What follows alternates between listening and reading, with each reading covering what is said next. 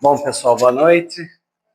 Então, como foi colocado, né, a gente chega num local de prece, vai fazer prece para conexão, né?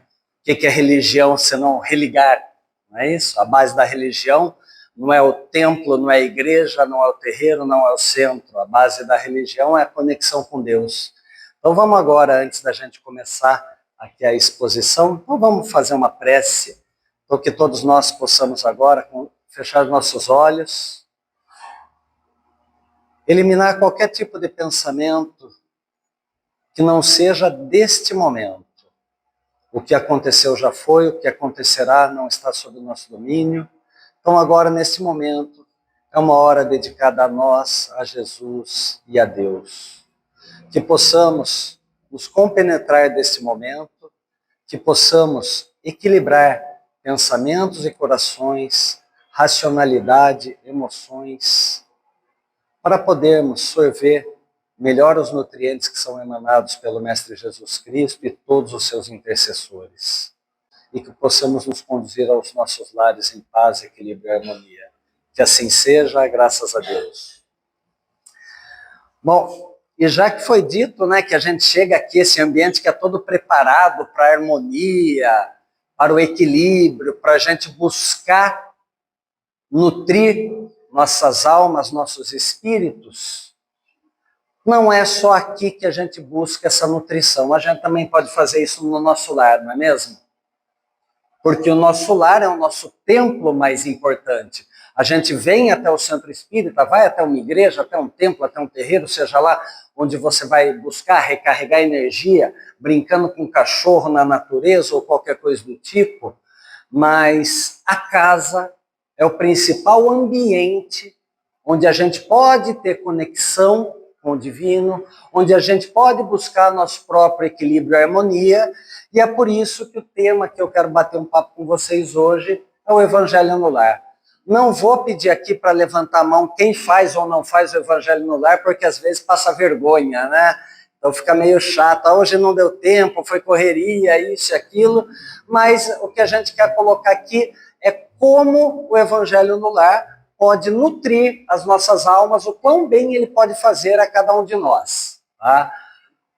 É através do Evangelho no Lar que a gente vai buscar um pouco de harmonia e luz dentro de casa, porque se a gente ficar só buscando harmonia e luz no centro espírita, a gente fica viciado.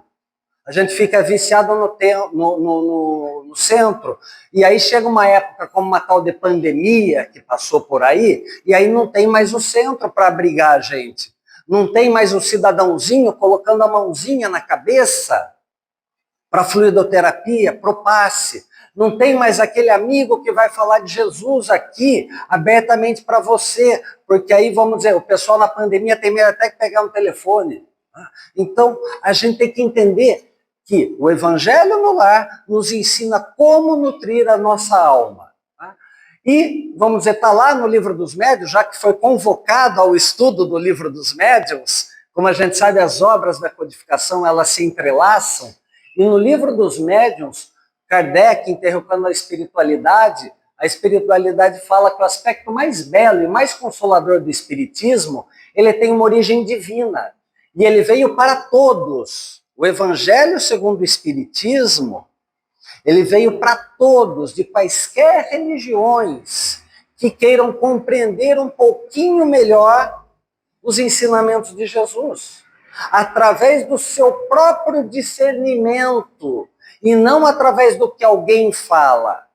Então, através do Evangelho segundo o Espiritismo, segundo aqui está no Livro dos Médiuns, a gente pode ler, interpretar de acordo com o nosso momento, de acordo com a nossa circunstância, aquela determinada passagem. Ou seja, todos podem aurir de consolo nas relações, todos podem compreender que, através do intercâmbio entre o plano espiritual e o plano carnal, neste momento que você está lendo o Evangelho, se conectando, buscando um alento para você ou para aqueles que não estão mais fisicamente ao seu lado, não importando aonde pertença o material ou espiritual, a gente está em conexão.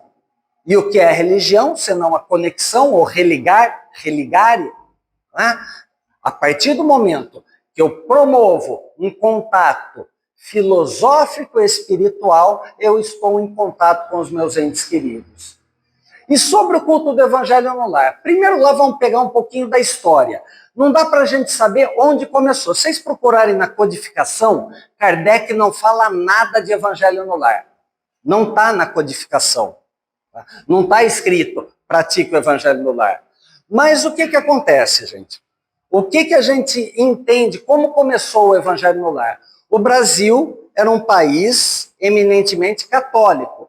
Quando Dom João VI, 1806, veio aportar no Brasil, a religião oficial e era a única seita católica. A gente só passou a ser um país laico, aceitar outras religiões, após a proclamação da República. Ou seja, todo mundo, obrigatoriamente, tinha que ser católico apostólico romano. Qual era? A minha mãe, que é ministra da Igreja Católica, ela tem lá, na casa dela, o oratório. Não é como se chamava antigamente, o oratório, que põe uma capelinha, põe a Bíblia aberta, esse tipo de coisa. Talvez alguns de vocês tenham em casa ainda. Um santinho, um altarzinho, vamos dizer. Acredita-se que, por conta disso, esse costume que o povo brasileiro tinha de fazer aquela oração para Nossa Senhora, todo dia às 18 horas, por aquela questão de acender uma velinha ali, quando a gente saiu, o brasileiro saiu do berço católico e começou a praticar o espiritismo, aquela prática era boa, aquela prática era benéfica para o espírito das pessoas. E aí o que falaram? Bom, eu vou continuar fazendo a minha prece, só que ao invés de acender vela que não precisa, quem quiser acender pode, tá, gente? Não tem problema. Mas, ao invés de fazer aquilo, de ter vários santos que não precisa, mas se você quer ter vários santos, pode ter. Doutrina espírita não recrimina nada, mas só não vai colocar um capetinha de tridente ali, que aí fica chato, né? Mas o que a gente vai entender? Que a partir desse momento a gente falou, era uma coisa boa que eu tinha em casa, mas agora que eu sou espírita, não sou mais católico, apostólico romano, aí eu acho que eu vou fazer isso. Só que ao invés de ler a Bíblia, eu vou ler o Evangelho segundo o Espiritismo. E aí, talvez tenha começado a prática do culto do Evangelho no lar. No mundo afora, como eu falei, não tinha essa prática, não tinha na codificação, mas ela se popularizou, notabilizou aqui no Brasil. E como nós, brasileiros, estamos levando o Espiritismo para o mundo de volta, talvez comece-se no mundo a praticar o culto do Evangelho no lar.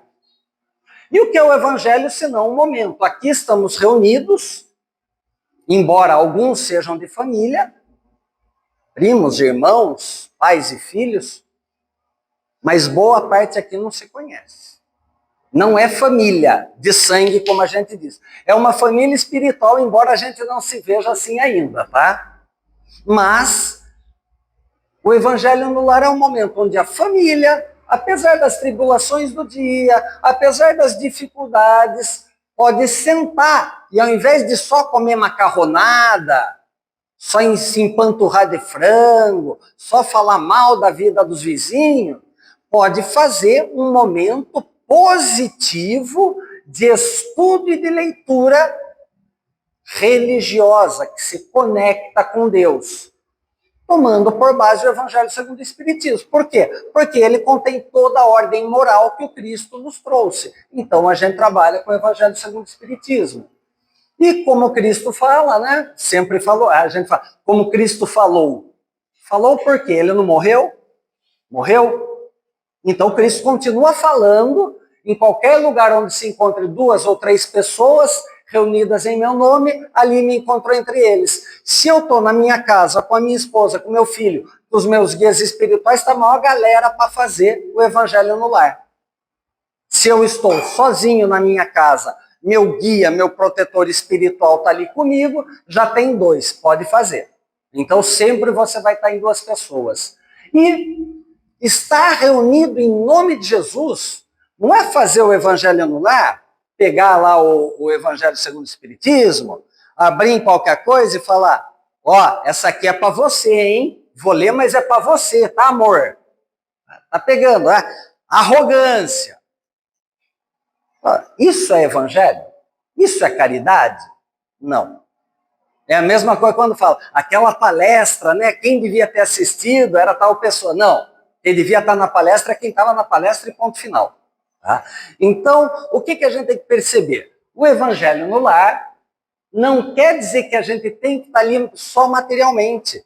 Que às vezes a gente pode estar sentado ali sem a mínima conexão. Alguém pode estar fazendo uma leitura, fazendo um comentário, e o resto está ali sem nada a ver. Aqui, por exemplo, pode ter alguém que está com a cabeça lá nas nuvens pensando se o Palmeiras, o Corinthians vai classificar. Né? Que se a novela vai acabar mais tarde.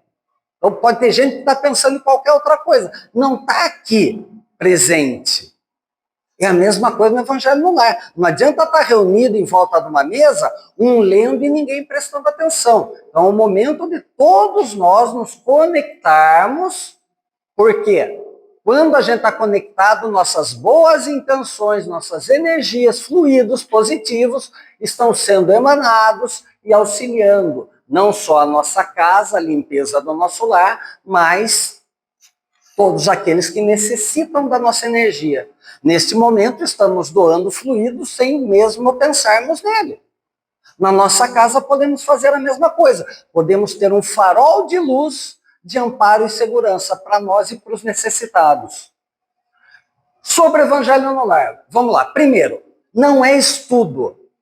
Quarta-feira, Livro dos Médiuns, é um estudo aprofundado.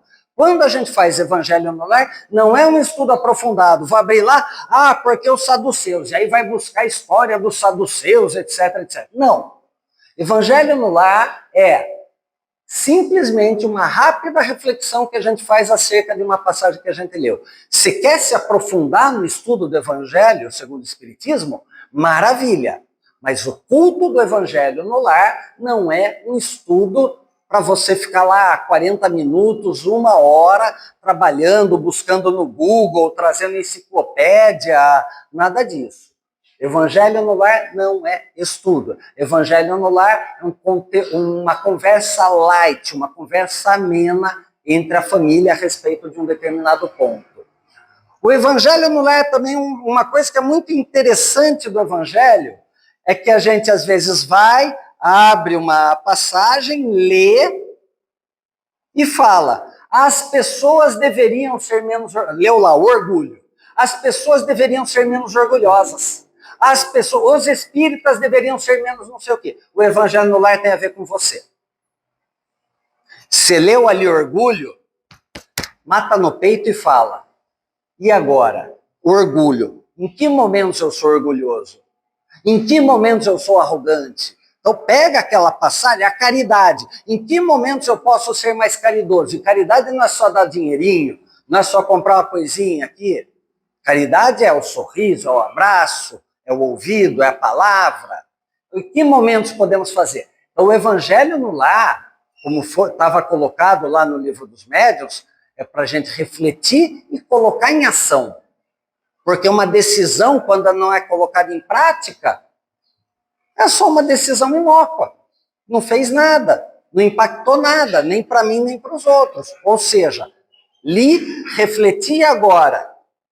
Poxa, bateu arrogância, bateu fé. Ontem, né, a gente faz Evangelho no Lar, domingo às 9. Caiu lá um trecho sobre a fé. Poxa, e aí? Que momentos eu perco a minha fé? Em que momentos eu desacredito o mundo, o país, ou eu mesmo, ou a minha família? Então, onde que eu fortaleço a minha fé? É o trabalho que eu tenho agora durante essa semana de encontrar, cadê a minha fé? Como que eu mantenho essa chama acesa? Essa é a necessidade da gente fazer o Evangelho no Lar. Né? A partir do momento que a gente conhece, pratica, a gente começa a se desenvolver.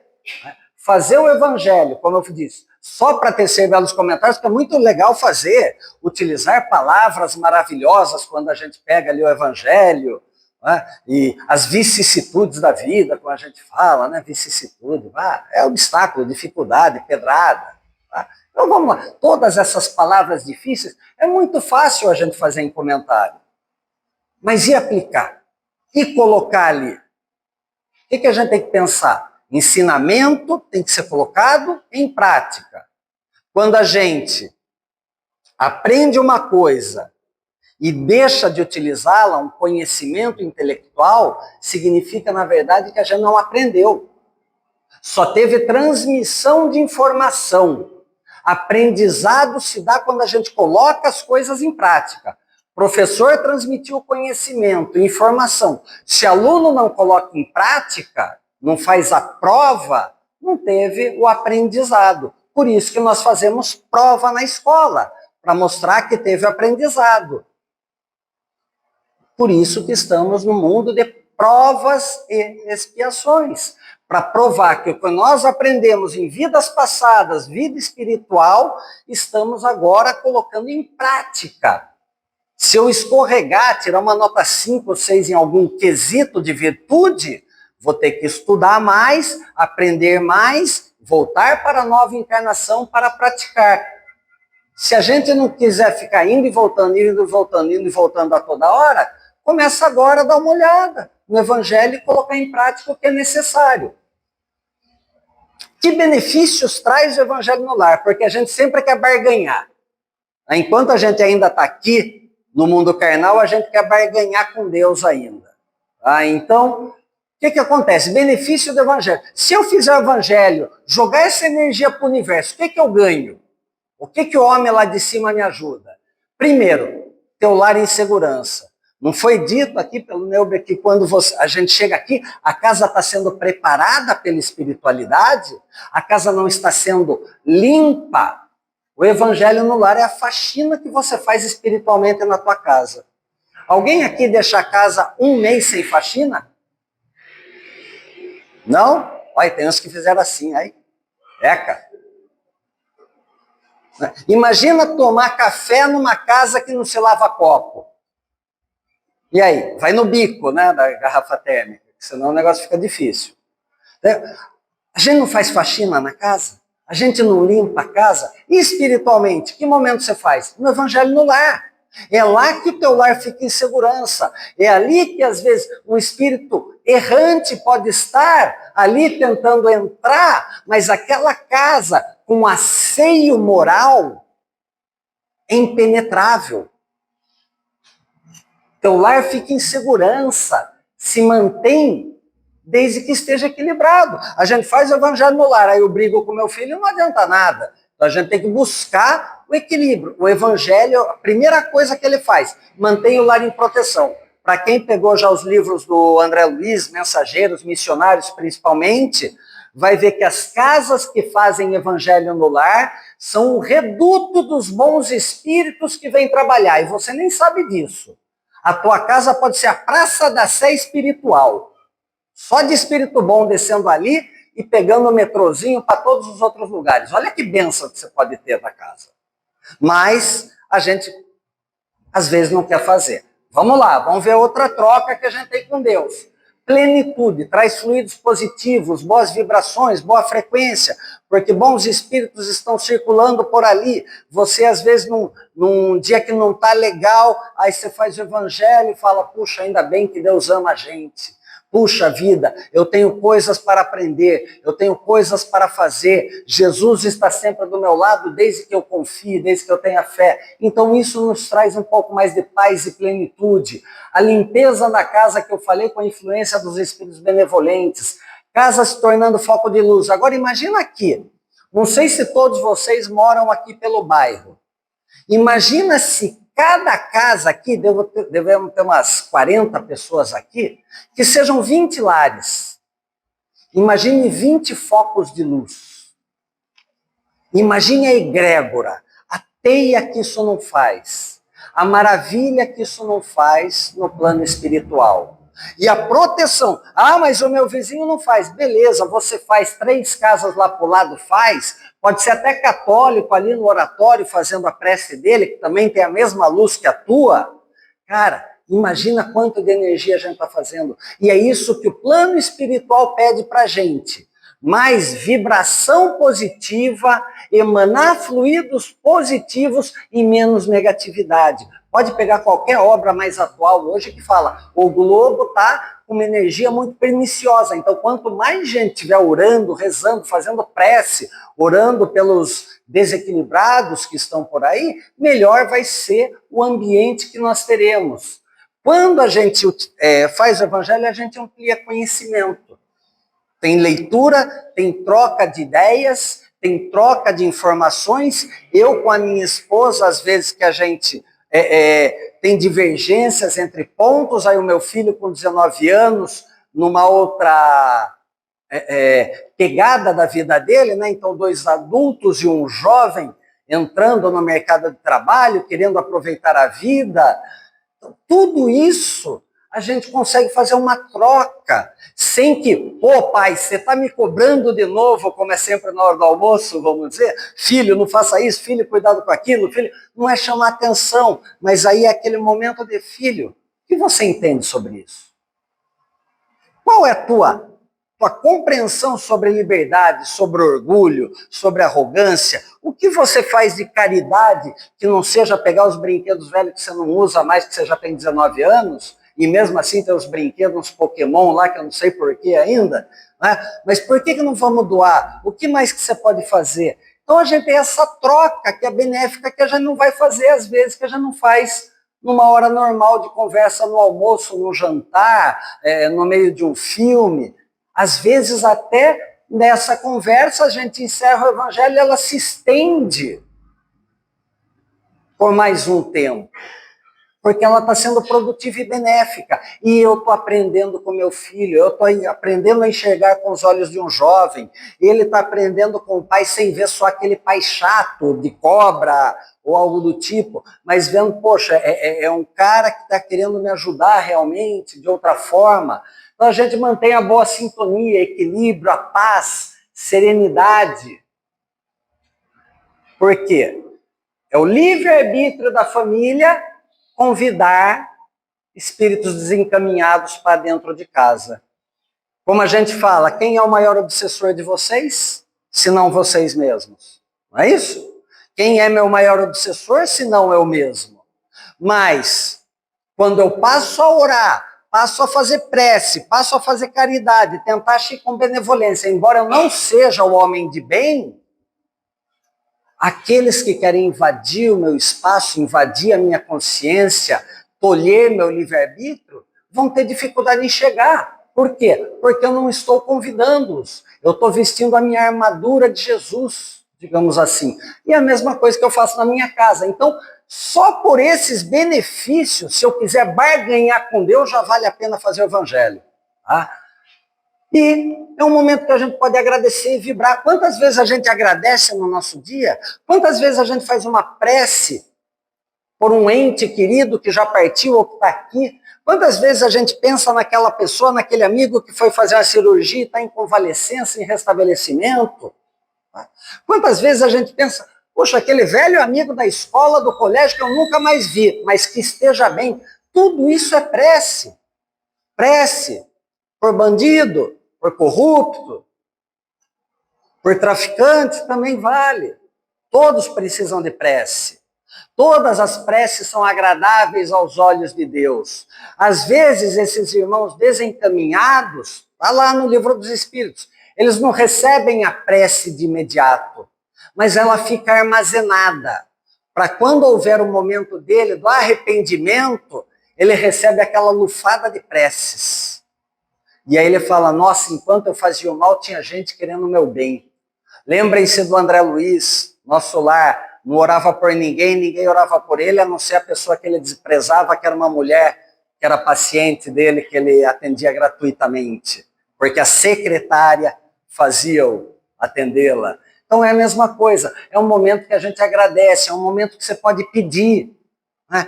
Pedir o quê também, né? Vamos saber pedir. Tá lá, os últimos capítulos do Evangelho segundo o Espiritismo é o pedir e obtereis. Então, saber pedir. O último de todos os capítulos tem uma série de preces. Vários tipos de preces. Por enfermos, por obsediados, por obsessores, por um ser agonizante. Tem um monte de tipo de prece. Tá? Você pode ali aprender, pedir e receber. Como fazer uma prece? Está ali. Mas eu tenho que ler o Evangelho. Na prática, vamos lá para a prática. Bom, é lógico, mas vale a pena colocar. Cachaça não combina. Tá? Se cachaça não combina, qualquer outro tipo de drogas, menos ainda. Por quê? Cada vez que eu ingiro álcool, qualquer coisa que entorpece meus pensamentos, eu não estou apto. Eu escolhi cada vez que eu bebi, cada vez que eu fumei maconha, que eu cheirei cocaína, fumei crack ou qualquer coisa do tipo, eu tolhi meus pensamentos. Eu escolhi tolher meu livre-arbítrio. Então não é hora para participar. Por quê? Porque eu não tenho como dialogar com outra pessoa falando do evangelho, falando de bem, falando da bondade. Eu estou com a cabeça ébria. Tomou uma coisinha? Gente, não faz o evangelho. Deixa a tua família fazer ali o evangelho, você fica à parte. Faz a tua oraçãozinha ali, mas não vai querer falar. Tá? Não vai querer participar, sentar junto. Por quê? Porque não dá. O teu fluido, a tua energia não está positiva como é a necessária para o evangelho no lar. Fica lá no sofá, fica lá no quarto, pode até fazer um Pai Nosso, uma Ave Maria lá, mas deixa a família fazer em paz. Foco. Quem ainda não faz o evangelho, se começar a fazer, o que vai acontecer? Vai tocar campainha, vai tocar telefone, cachorro vai fazer xixi no lugar que não deve, nenê vai começar a chorar, vai acontecer um monte de coisa. Sabe por quê? A fé precisa ser provada. Você tem fé que você consegue fazer o evangelho? Então vai lá, prova que você está determinado a fazer o evangelho no lugar. O cachorro fez xixi no lugar errado, depois você vai lá, depois de 15 minutos e limpa. Tocou o telefone lá, o telefone tem lá, fica o número de quem te ligou, depois você retorna. Tocou a campainha, cara, não atende, depois você vê, a pessoa vai dar um toque para você, a não ser que seja desesperado, uma campainha que é um recado ali absurdo, né? Tirar o pai da forca, como a gente fala. Né? Mas vamos dizer, vai ter todo tipo de distração. E às vezes em casa, né, como eu falei, a gente faz evangelho domingo às 9 da noite, o que a gente fala?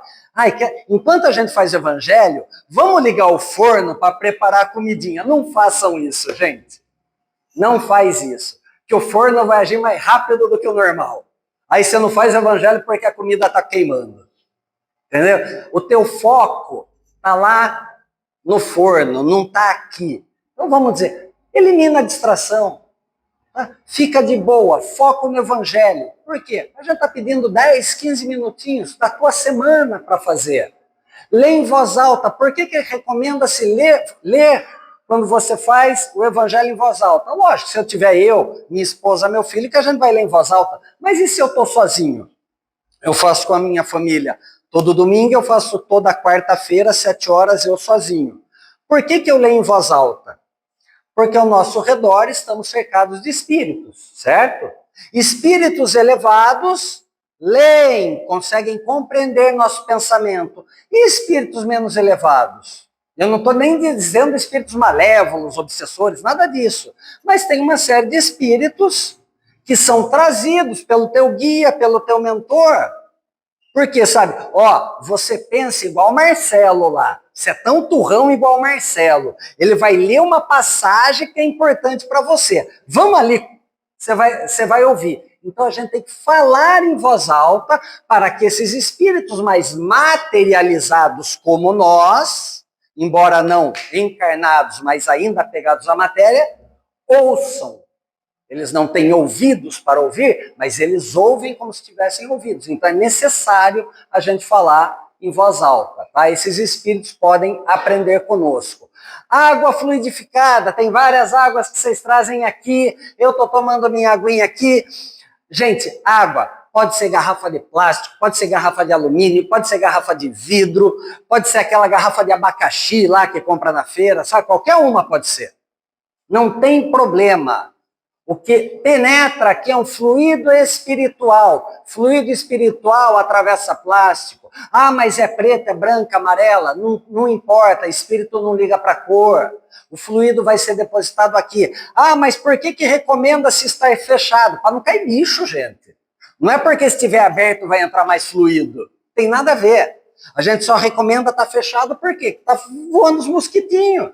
Então, vamos dizer, para não ficar com água suja, você coloca. Então, água fluidificada, coloca jarra, garrafa, e lógico, a gente sugere sempre água filtrada, por quê? Porque se às vezes você coloca uma água ali que está insalubre e toma, aí você vai falar que o evangelho no lar que faz mal para você. Está tomando água contaminada e vai falar que o evangelho que faz mal. Então vamos dizer, gente, qualquer jarra, qualquer garrafa, não importa o material, não importa a cor, se for tampar é simplesmente para não cair bicho, tá? Você pode alternar vários livros, Evangelho segundo o Espiritismo, Jesus no Lar, Pão Nosso, Fonte Viva, Vinha de Luz, tem vários livros que você pode usar. Lógico, para aqueles que nunca estudaram o Evangelho segundo o Espiritismo, que a gente fala, começa pelo Evangelho segundo o Espiritismo. Mas depois que você já faz o Evangelho no Lar há vários anos, aí tudo bem, você pode partir para outros livros. Mas enquanto você ainda não leu, trabalha com o Evangelho no Lar. Tá? Quantas vezes eu posso fazer o evangelho por semana? Quantas você quiser. Eu falei, eu faço 2. Mas a semana tem 7 dias, a gente só está pedindo uma, gente. Semana tem 7 dias e 24 horas com 60 minutos. A gente tem 10.080 minutos por semana. Eu só estou pedindo 15 minutos. É 0,14% do seu tempo. 15 minutinhos você faz evangelho. Às vezes vem uma reflexão tão boa, tão forte, que numa simples frase a gente resume. Às vezes a conversa está tão boa que a gente encerra o evangelho e aí, para que não se prolongue, por quê? Os espíritos não vêm nos assistir nesse momento. Então a gente vai e encerra formalmente para que esses espíritos possam continuar sua jornada em outras casas que estão fazendo o evangelho, os espíritos continuam nas suas missões, e a gente pode ficar ali, continuar naquele bem-estar e harmonia, conversando a respeito daquele assunto. Roteiro para fazer o evangelho no lar, para quem não faz ainda. Primeiro, escolhe um dia e 1 hora por semana. Toda terça-feira, 8 horas da noite. Não escolhe segunda às 8, porque senão não vão estar aqui, né? Pega outro dia, que não seja segunda. Vai de terça a domingo. Tá? Mas vamos dizer, toda quarta-feira, 9 da noite. Ah, não, tem jogo de futebol. Então toda quinta, 7 horas. Pega um dia que seja bom para a família. Tá? Que esteja o maior número de pessoas que residem naquele lar dentro dessa casa. E observa rigorosamente. É 7 horas da noite? 19. Não é 19h05. Não é 19h10. Como eu falei, os espíritos que vêm nos assistir, eles cuidam, tem um organograma, tem um cronograma, tem a hora, ó, esse grupo vai aqui, vai ali, vai ali, vai ali, vai ali. Então, vamos dizer, vamos ajudá-los a preservar bem a tarefa deles. Tá? Se a gente atrasar, o que acontece? Eles têm que bater o cartão, digamos assim, naquele que está fazendo pontualmente. Então, vamos trabalhar para escolher um dia, observar rigorosamente esse dia e esse horário. Ah, mudei de emprego, agora esse dia não está mais. Beleza, no dia que você for fazer o evangelho, o último aí, vamos dizer, falar, ó, a partir de agora, por conta da mudança de emprego, ou alguma mudança que teve em casa, eu vou mudar agora de toda terça-feira às 19 horas para todo domingo às 9 da manhã. Simples assim, mas conversa durante o evangelho. Como que a gente faz? Inicia a reunião com uma prece simples, do jeito que a gente faz aqui para abertura, né? Uma prece simples e espontânea. Você pode até ler uma prece de Cáritas, você pode ler uma prece de São Francisco, você pode fazer um Pai Nosso, mas principalmente tira algo daqui, tira algo do coração. Pai, agradeço por começar a fazer o Evangelho no lar.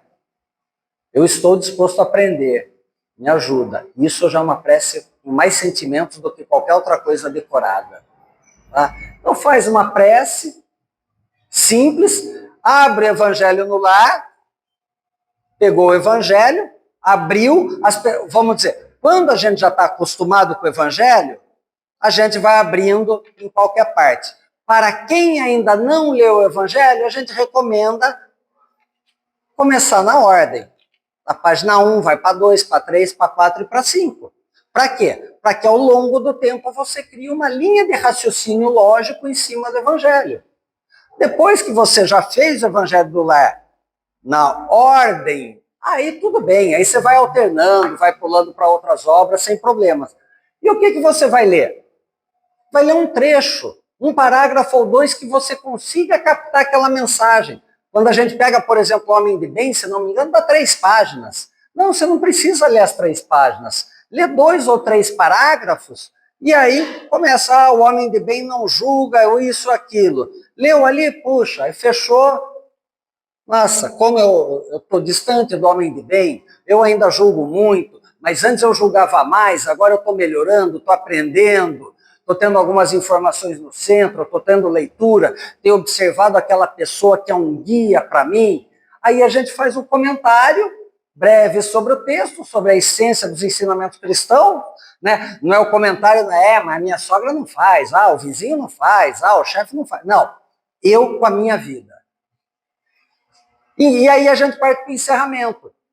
Vamos fazer agora, que a gente já leu, fez os comentários, então vamos dizer. Fez uma prece de abertura, deu 1 minuto, 2 minutos. Leu um trecho, não dá 5. Faz comentários, mais uns 5, 7 minutos. Partiu para o encerramento, mais 1 ou 2 minutos. Vibramos agora pelo nosso lar, pela família, pelos parentes, pelo amigo doente, que está em recuperação, por paz na terra, e agradecemos pela fluidificação dessa água. Estaremos aqui na próxima semana, mesmo bate-horário, bate-canal. Simples assim, gente. Roteiro, 15 minutos. Às vezes, 7. Às vezes, 20. Mas, em média, 15 minutos, não mais do que isso. Para manter o equilíbrio no seu lar, para poder aprender sobre Jesus, sobre os ensinamentos, para poder aprender sobre filosofia, boa moral, para poder tomar decisão e falar, essa semana eu julguei muito. O que eu vou fazer para julgar menos? Porque se eu estou julgando alguém, eu estou tomado pelo orgulho e pela soberba. Por que eu estou tomado pelo orgulho e pela soberba? Aí eu começo um processo de autoconhecimento.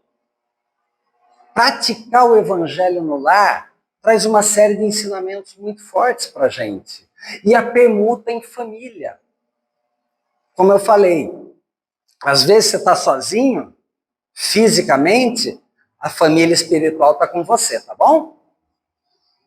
Às vezes você fala, mas meu marido, minha esposa é evangélica e não gosta. Viu? Se ela está na sala, você vai fazer evangelho no quarto. Se ela está na cozinha, você vai no banheiro. Te garanto que no banheiro não vai te incomodar. Ela não vai bater na porta e perguntar o que você está fazendo. Aí você vai, é o número 3 agora, né? Eu tenho o número 1, o número 2 e agora o número 3 é o evangelho no banheiro. Tá? Então dá para a gente fazer a hora que a gente quiser, o momento que a gente quiser. Mas ele não gosta. Mas você não falou que tem que ler em voz alta? Eu falei que tem que ler em voz alta, não tem que palestrar em praça pública. Não tem que gritar lá dentro de casa. Ler em voz alta é ler numa voz boa aqui. Eu falando assim, o pessoal no fundo talvez não esteja me ouvindo, mas quem está à minha volta consegue me ouvir. Simples assim, não é gritar. Porque gritar eu vou incomodar o outro realmente. Tá pregando no banheiro? Pra quê? Aí não dá certo. Roteiro simples para a gente fazer o evangelho. Prece de encerramento, como eu falei, agradece a Deus, a Jesus, aos mensageiros do bem, seu guia, seu mentor, pede para eles, poxa, que eu tenha mais força de vontade, que eu tenha mais entusiasmo, que eu tenha mais discernimento, pede aquilo que você precisa. A prova vai acontecer. Pede para ouvi-lo, pede para aguçar sua intuição. Cada vez que você faz o evangelho no lar, aqueles que já que temos aí o curso dos médiuns, do livro dos médiuns, é um convite para vocês compreenderem, entenderem e desenvolverem sua mediunidade. Quando você faz o evangelho no lar, você percebe o teu guia, teu mentor se aproximando, ele aplicando um passe em você. Quer desenvolver? Quer ter essa sensação? Mas tem que primeiro começar a estudar. Para aqueles que falam, ai, mas eu tenho criança em casa, é difícil. O Mateus hoje tem 19, mas ele já teve 5, 6. A gente fazia evangelho com ele, o evangelho da Turma da Mônica, evangelho segundo o Espiritismo para criança, o evangelinho para jovens, o evangelho segundo o Espiritismo para jovens. Tem obra para todo mundo. Então, você quer fazer com criança? Tem aqui a obra para criança, gente. Turma da Mônica, quer coisa mais divertida que isso? Toca com jovem, vamos fazer com jovem, falar a linguagem dele. Eu comecei a fazer o evangelho 2 vezes, como eu falei, por quê? Porque a gente fazia domingo com o meu filho aqui, e aí eu senti a necessidade de um estudo um pouco mais adulto, digamos assim. Aí eu comecei a fazer em quarta também. Aí hoje virou um comportamento há mais de 10, 12 anos aí que eu tenho fazendo isso, me faz bem, é benéfico. Tá lá, conhece esse homem, né? Já ouviram falar dele, né? Então, Kardec fala, instruir-se com os espíritos é dar prova de humildade. Por que eu estou falando isso? Porque eu ouço de muito espírita já falando, eu não faço evangelho no lar porque eu rezo pra caramba. Rezar não é fazer o evangelho. Rezar é rezar. Rezar é fazer prece. Fazer o evangelho, você tem um estudo filosófico. Fazer o evangelho, você não está rezando nem pedindo. Você está organizando sua ideia conforme Cristo ensinou. Você faz uma prece no final, mas o intuito do evangelho não é ficar rezando. O intuito do evangelho é estabelecer sinapses, neurônios, conexões, raciocínio a respeito da boa filosofia de Cristo, esclarecida segundo o evangelho, segundo o Espiritismo. Tá? Então, um ponto importante a considerar é que o hábito de dirigir-se aos bons espíritos, e quando, no encerramento do evangelho, você pede a eles bons conselhos, eles estarão mais aptos a te intuir. Por quê? Quando eu pratico o evangelho, o espírito mentor de cada um de vocês está próximo a vocês, a gente vai se afinizando com ele, e no momento de dificuldade, vem aquela intuição, vem aquele sopro, vem aquele lampejo de lucidez para que a gente não caminhe pelo lado errado. Lógico que temos o livre-arbítrio, a escolha nossa de fazer o certo ou o errado, mas o teu guia, o teu mentor está ali. E cada vez que a gente está aprendendo, a gente está ouvindo a consciência, a gente está dando prova de humildade. Por quê? Eu estou ouvindo a minha consciência superior, seja o meu eu espiritual que sabe muito mais, seja um guia ou um mentor, ou seja, quando eu ouço o que eu devo fazer e não o que eu quero fazer, eu dou provas de humildade. E aí eu começo a progredir na minha jornada de ascensão espiritual. E se para atrair Jesus ou qualquer outro espírito puro, emissário dele, um guia, um mentor, a gente precisa de 2 ou mais pessoas, o que melhor do que as pessoas que estão próximas no lar? Aí hoje a gente fala, é muito comum falar, eu tô com esse marido aí que é meu traste, é meu karma, é minha cruz, né? Esse filho tá aí comigo porque no passado eu fiz mal para ele. Gente, para com essas coisas, bobagem de espírita, que não tem determinismo. A gente muitas vezes está na mesma família por afinidade, não é mais por desavença. Eu estou com a minha esposa porque eu já tive afinidade com ela, com meu filho no passado, mas a gente não fez tudo o que deveria ter feito enquanto família. E é por isso que a gente está junto hoje. Se eu olhar para ela que eu fiz mal, ela olhar para mim que fez mal para mim no passado, que eu devo criar meu filho porque a gente deve para ele, nada disso é amor. Então vamos entender um pouco melhor, vamos compreender a evolução da doutrina espírita. Enquanto famílias, eu posso até não me dar bem com algumas pessoas, beleza, mas mesmo aquele que eu não me dou bem, eu fazendo evangelho, tendo uma desavença, se aquela pessoa está na casa, está fazendo evangelho, naquele momento, as desavenças são deixadas de lado. Aquele comentário que ele faz pode ser positivo, e a gente passa a mudar o olhar. Por quê? Estamos em comunhão de pensamentos. E isso é o mais importante na hora do evangelho do lar. Espíritos intercessores elevados em comunhão de pensamentos para falar do Evangelho, para ensinar o Evangelho, através da nossa intuição. Nós, encarnados com as nossas limitações, com os nossos problemas, em comunhão de pensamentos, querendo ensinar e aprender. Isso é comunhão de pensamentos. Isso é egrégora. Isso é religião, religare, conectar-se com o plano superior. Comunhão de pensamentos quer dizer pensamento comum, unidade de intenção, de vontade, desejo, aspiração. Ninguém pode desconhecer que o pensamento é uma força. Os espíritos se conectam pelo pensamento. Quando você estuda livro dos espíritos, qual a velocidade dos espíritos? A velocidade do pensamento. Que é a velocidade da luz? Isso não é nada. Velocidade do pensamento. Simplesmente de pensar em estar lá, ele está. Então isso é a velocidade do pensamento.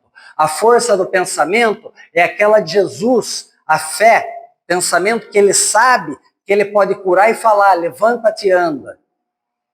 Nós ainda não temos isso porque a gente não tem fé na gente mesmo. Mas conforme a gente começar a estudar e a praticar o Evangelho, é isso que a gente vai desenvolver.